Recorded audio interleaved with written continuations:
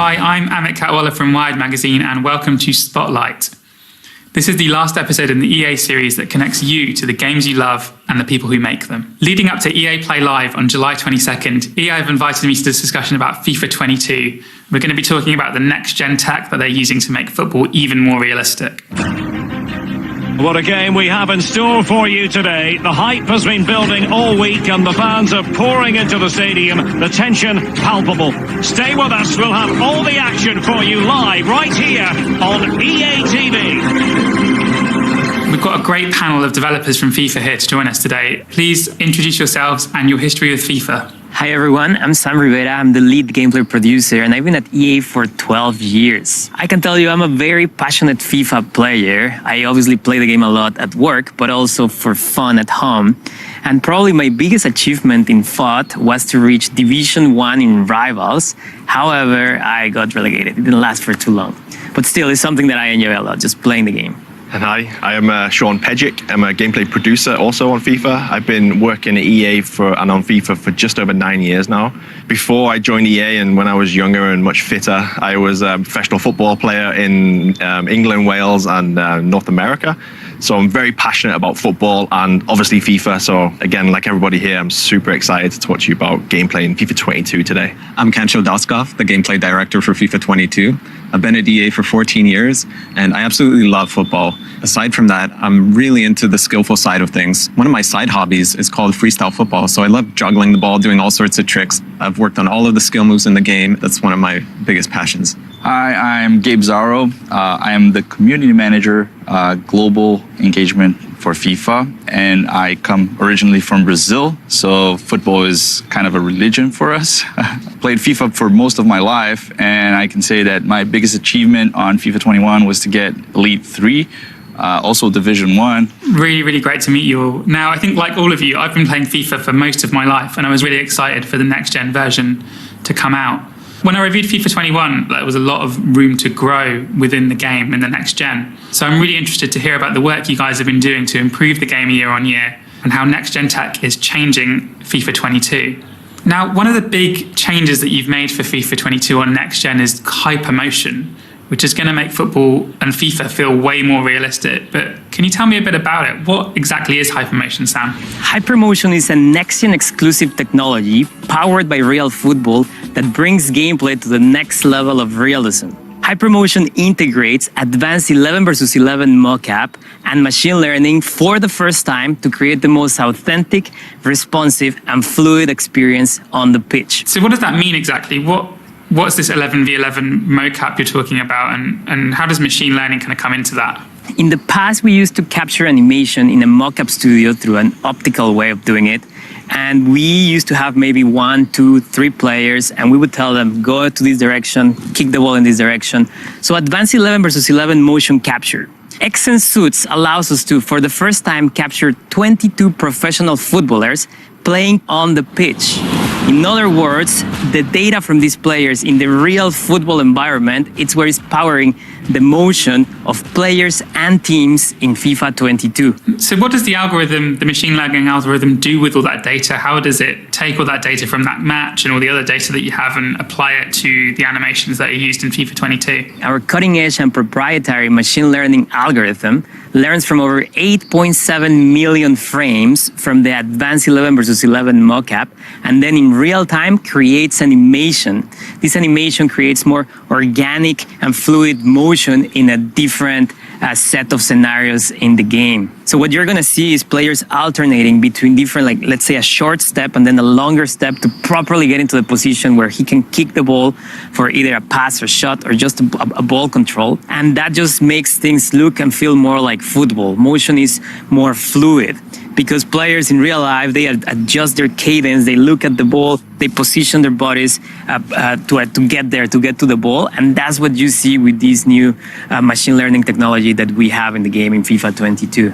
Can you tell me a bit more about this match, this 11v11 match? Because I think we've all seen, or FIFA fans will have seen videos of players doing motion capture in those suits with the little white dots on them. But this was a full game of football with all 22 players wearing these suits, right? So I remember you telling us a story about the 11v11 in Spain, right? Like you were hyping up the players, you were telling them, go really hard, this is your chance to be in the game. And what happened there? That was a very important part. We told them, look, this is the first time we're putting people actually playing the sport, professional players playing football, and this animation is going to the game, so go and try hard. And exactly at the end of the game, they were about to fight. It was very interesting, but we really got the data that we wanted. You see that the data is more athletic now. There's more intensity. Physicality is there, and also a lot of behaviors that you don't usually get with regular motion capture. Players being more human, you get to take all these behaviors and talking and pointing, directing people. You get all these little things, all these football behaviors. Now we have them and we can put them in the game, which makes a more authentic version of FIFA. And the other thing I noticed was the emotion. There was a play I saw where the player didn't get the ball, and you could tell he was so frustrated. Like, why didn't you pass the ball to me? And that was so natural, just that the way he did that emotion. So we put that into the game. It's crazy, eh?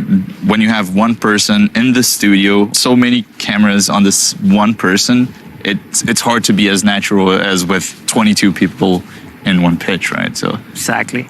So this is really changing how we capture animation in football, and it's taking it to the next level. Yeah, I think another little component that the Canchas touched on, but that I see when I looked at this XN's data was just the natural behaviors that Gabe was touching on, the physicality that you couldn't get in a mocap shoot that's more structured. Now we see players just naturally falling over each other. It just sounds so simple, but it's actually quite hard to direct and say, just fall over. You need to put it in a real environment and see the players just come together naturally and make these falls. So that's just one part of it, but like there's so much more that we can gather from this XN's data, which really elevates the game.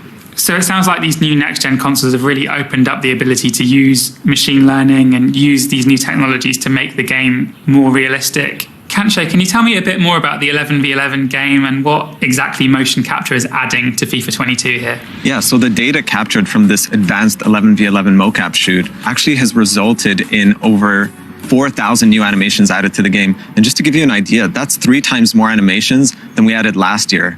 So this is a huge animation refresh. These animations show off the footballing intensity, the athleticism, the physicality of professional players. And this results in a huge improvement in player motion. So this is a fundamental leap forward in the way players move and act and behave on the field. You know, from your perspective as someone who loves that skills-based approach and loves the feeling of real football, but how does it actually make the game feel different? Does the game feel more responsive? Is it smoother? The game just looks more like football than ever before. Players really feel like professional footballers in the game now. Can you give me an example of what you mean when you talk about animations? Is this something like a player playing a pass or a player making a tackle, or are they smaller than that? Is it smaller actions or is it these kind of big actions or both? So it's individual actions, such as a player switching the ball from one side of the field to the other, doing that type of lofted pass, just the motion to slice underneath the ball with your foot, the way professionals do it.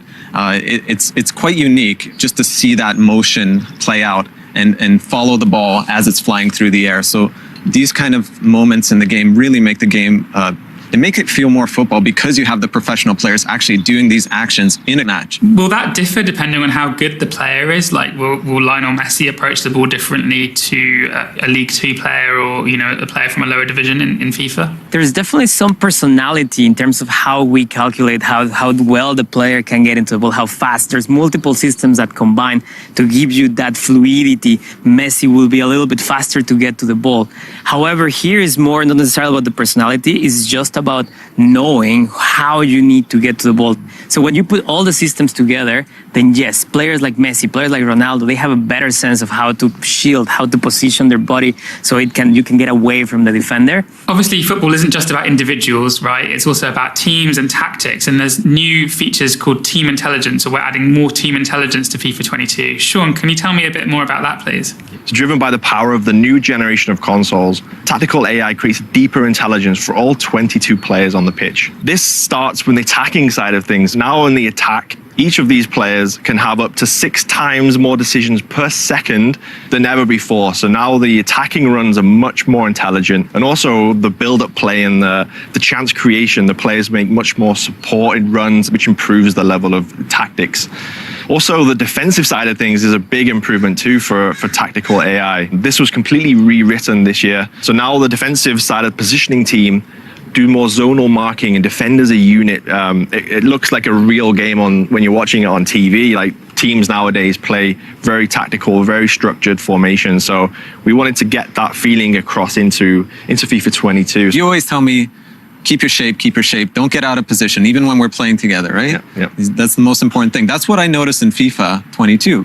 Like, you see the teams defensively, they move together. As the ball moves from one side of the field to the other, the defense moves together. Yeah, it's a big part of football nowadays, right? You said, like, you work in previous FIFAs, maybe they would work in 2s and 3s defending, whereas you really want the team to work together and be more zonal and defend as a unit. So yeah, now you feel this straight away when you boot up the game for the first time. And this example shows the defensive rewrite of the system.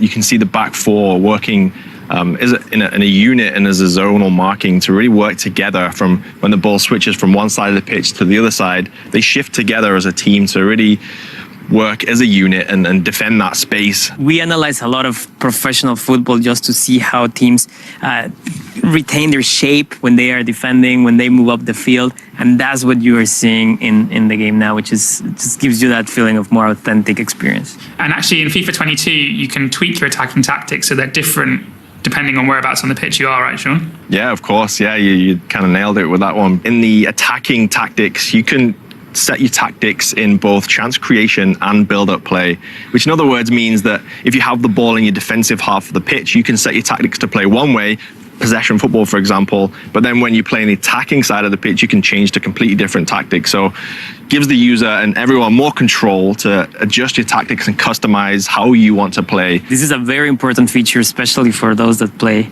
competitively, because you get more control. You can, as you said, pick your tactics differently, and it's going to be an important one. So tactics is one thing, and we've all watched Champions League finals where it's like a chess game, but we've also all watched, or at least I've watched a lot of League 2 football where it's more like a wrestling match. How does HyperMotion improve the physicality of players? We've added the new kinetic air battles. So now when the ball's in the air, you see the differences where two players are synced together. So the visuals of two players going up for the header look way better than it ever has, but also maintaining the responsiveness of what the user wants, because you really need to focus on the responsiveness as well as the visuals. So these two things combined really elevates the in-air play battles in FIFA 22.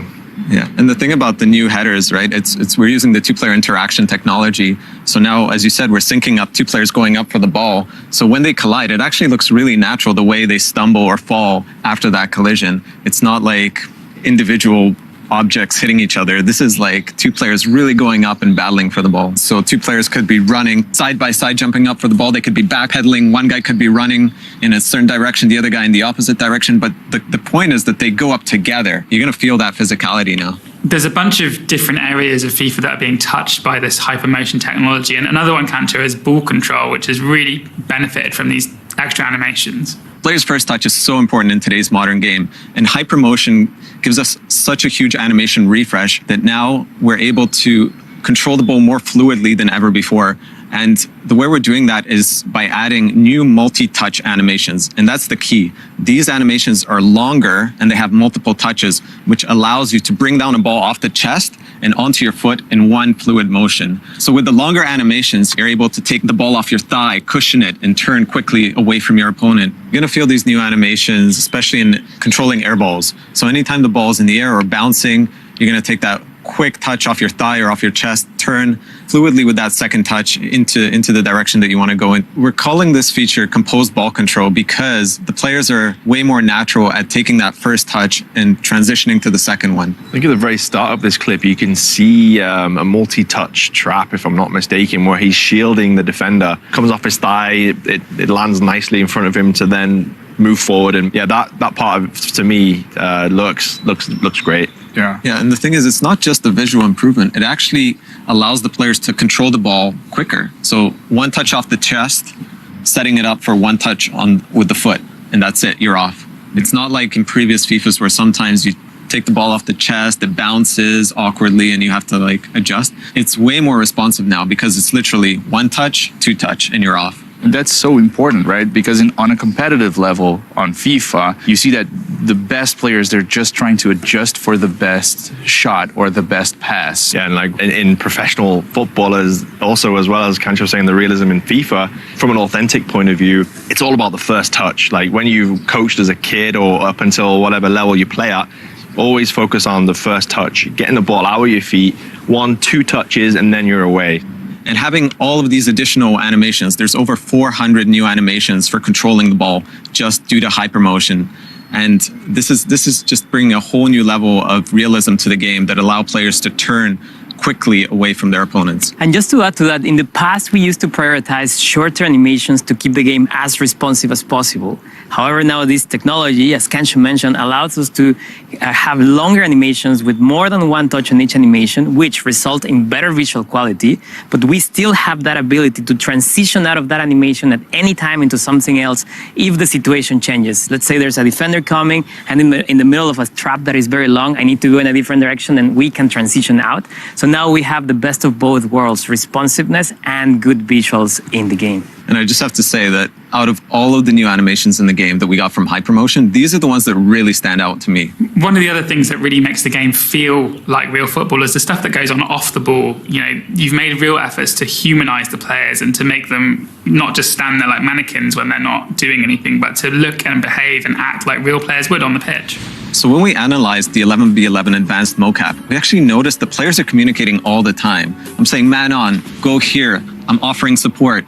All these things that professionals do all the time, every second during a game, communicating, talking. So there's a lot of new behaviors that we've added. Players just gesturing to each other saying like, hey, I was free for a pass. Why didn't you pass it to me? Or look, I'm going to go into this space, pass it to me there.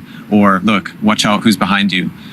These are just some examples of the behaviors that we're adding to the game. And some of them are super subtle. You may not pick them up, but you're going to get this general sense that players are more alive. You know where you're going to notice the most? During set pieces. Like you have a goal kick, you have a throw, and players are talking, communicating, asking for the ball. And they actually move a little bit to provide you with better support. So you will have more passing options in those deep free kicks, for example. But it's all about this objective of making players more human and just smarter across the pitch. We hear from feedback a lot that, you know, we have a parcel of our player base that talks about these animations so much because they are playing for an immersive experience. The career mode guys, for example, they go wild with these types of things. It's incredible, like the reception, you know, for this small pieces of animations that just create a more immersive experience for those players. It's huge for them.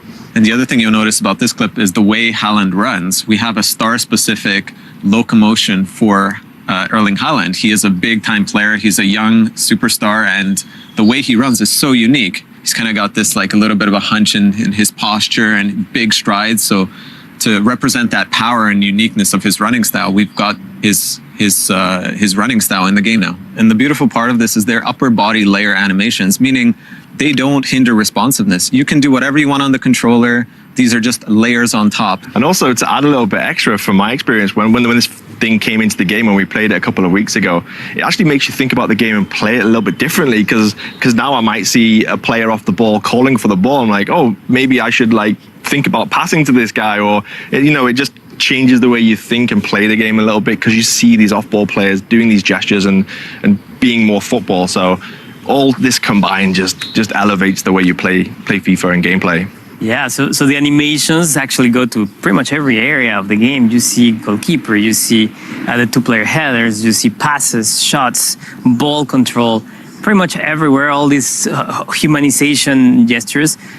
We are putting those animations from the mocap shoot in every area of the game, basically. That's so fascinating. One of the things I remember from writing about this in the past is that the best midfield players move their heads around much more than kind of average midfield players. So if you measure how much Xavi or Frank Lampard or Steven Gerrard or a more modern midfield player moves their head around when they're on the pitch, and it's really interesting how this kind of, in real football, this upper body movement actually has a direct correlation to how good a player is and how many passes they play. So it's really great to see that being reflected in FIFA 22 as well. Now, we've talked about HyperMotion and how it changes play, but there's some other developments in FIFA 22 as well. And I'm just going to ask each of you to name a couple of things that you're excited about and excited to bring to the fans in FIFA 22 when it comes out. Sean, maybe you can go first. Yeah, one of the biggest things that we haven't talked about yet is the new goalkeeper system. This new system unlocks much more reliable saves for the goalkeeper, as well as making smarter decisions in vital moments in the game. To be honest, that was the first thing I noticed when playing FIFA 22. It was like, I was playing, I was like, okay, I understand, this is cool. But when the ball went to the goalkeeper, he did a completely new animation. It just stood out because I'm so used to, as a core player, I'm so used to the regular animations until FIFA 21. And then the first time he came out, I was like, wait, what's he doing? It was really stood out. Yeah, of course, for the animations, we've completely added a bunch new animations to refresh how the keeper looks, as Gabe was saying. So yeah, and it's not just the animations, right? The tech we're using to, to play back those animations has been upgraded. So as Gabe mentioned, the first thing you notice is like, oh my God, that was so much more fluid than last year's game. Yeah, even just the small details about the way the goalkeeper follows the ball as it passes his hand. That's all much more realistic than it was before. So not only the full body animation of the goalkeeper flying through the air, but the way his head is tracking the ball as it flies into the net. Kanche, what are some of the examples of things that people might not notice at first glance, but which appear when you take a closer look? There's actually a lot of subtle animations that have gone into the game, such as the way you lay the ball off with a first-time pass, to even just doing a driven pass, like one of those daisy cutters, where you drive the ball low and hard across the field. So you kind of notice these new ways to kick the ball, and that's all coming from that 11v11 competitive motion capture shoot that we did.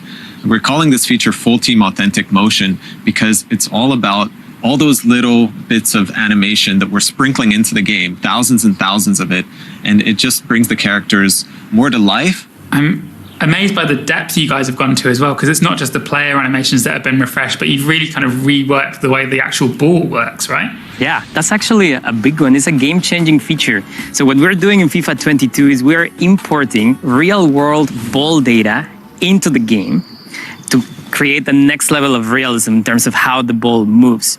So we're changing parameters like the friction on the ground, the friction with the air, just how the ball spins, the speed of the ball. And that really changes the perception of the game, how the ball moves. It's a lot more authentic, and you notice that right away. For example, if you do a love pass to switch the field, the hang time of the ball is now more obvious, and really it's so satisfying to do one of those love passes across the field. And so again, to put it in context, you do the pass, you see a brand new animation from the mock-up 11 versus 11 that we did, then the ball flies in a completely different way that is more authentic. And then when the player is receiving the ball, those new long animations play, and that changes the experience completely. Yeah, even just passing the ball around, simple ground passes to your teammates, they don't slow down as much now, right? So you can pass the ball, turn. You're not like waiting for it to get to you. So that just improves sort of the flow of the game, I found. Yep. Definitely. But if you do find yourself, one-on-one with an opponent and everything's slowed down and you're kind of faced up against them, there is a new way of getting past them on FIFA 22, right? There's a mechanic called explosive sprint. When you press that right trigger at the right time, you're going to get a bigger push and acceleration with the ball. Now, this works both on dribbling and defending. So if you're trying to catch up to a dribbler who maybe got a step on you, you're going to get that boost while just running and sprinting. But if you're a dribbler, you can really lure that opponent in to get close and get by him with a quick acceleration. That changes the way you defend and attack. You've got to really think about now when you press that sprint button, you get the benefits of waiting and trying to have these mini games between the attacker and the defender to really time these inputs to see this explosion of sprint in both defenses and attacking side of things. So. And one of the biggest questions around this feature is it going to make the game now OP, the sprinting part of the game? But no, that's exactly what we are tuning. We are making sure that you feel that explosiveness, but it's not necessarily going to be the only way to play. So we're balancing things considering how players will be trying to use this mechanic. Yeah, there is a cooldown. You can't just spam this mechanic, right? So you can use it once, but then if you want to use it again, you have to wait some time. Exactly. I think we could talk about this all day, but I'd love to find out a bit more about how you guys listen to the fans and the process that your dev team undergoes to deliver on the feedback that you guys get. We have a huge player base with millions and millions of players around the world, and it's a lot of different priorities from these different types of players. So we have different platforms and initiatives to take care of that feedback. So for example, the Game Changer Network, we talk directly to influencers, content creators, and feedback specialists. We have the FIFA Community Design Council, which is a group that is completely focused on getting feedback early on the development stages of the game. We have pro players being part of that council. We have content creators that are focused on FUT. We have people that are completely focused on career mode. We have a couple of casuals, and we have, the average FIFA player, which could fall into different categories as well. The idea there is for us to give them as much information as early as possible so that they can interact directly with the producers and actually give some feedback before we go into the depths of development. Sam, can you tell me a bit about what it's like working with the feedback that you get from the fans via Gabe? After listening to all the ideas from the fans, all the feedback, we also look at data, for example, and we know a lot of things about the health of the game, we call it. How many goals are scored per game in average? How many fouls? How many offsides? How many shots? We can see in a detailed diagram, basically, where are all the shots coming from? What's the success rate for each different type of shot? And we analyze all this information to try to make the best decisions. We also play the game a lot. Obviously, we're producers, that's part of our job, and that's very important to really understand what are those frustrations. So let me get this straight. So if players are complaining about it being too easy to score from crosses or too difficult to score from headers, you can see that in the data.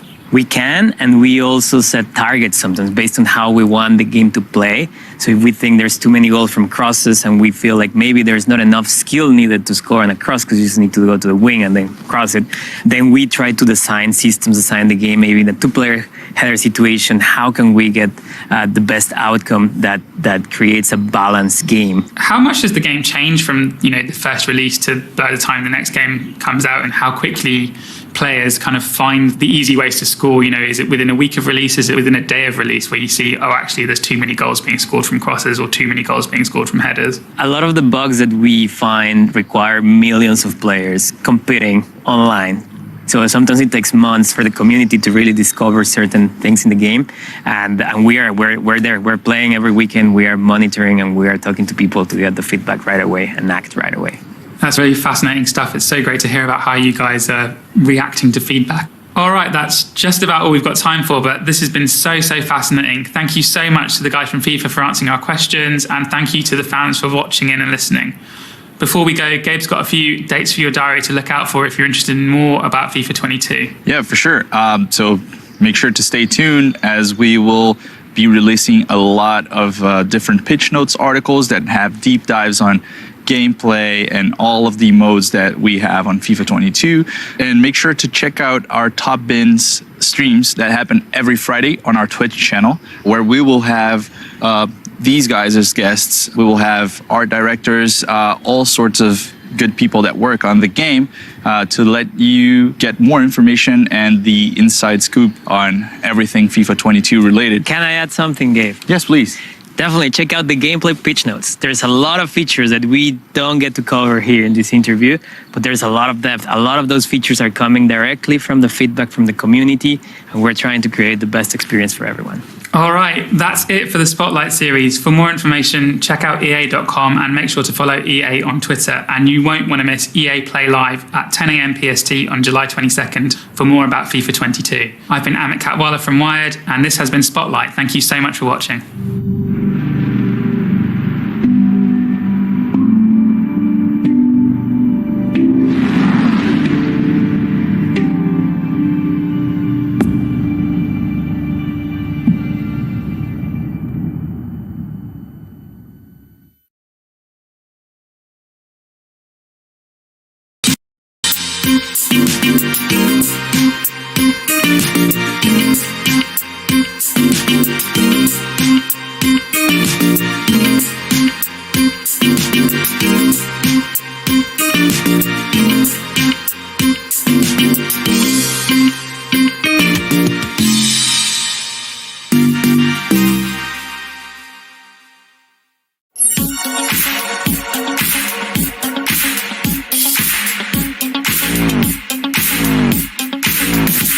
Go!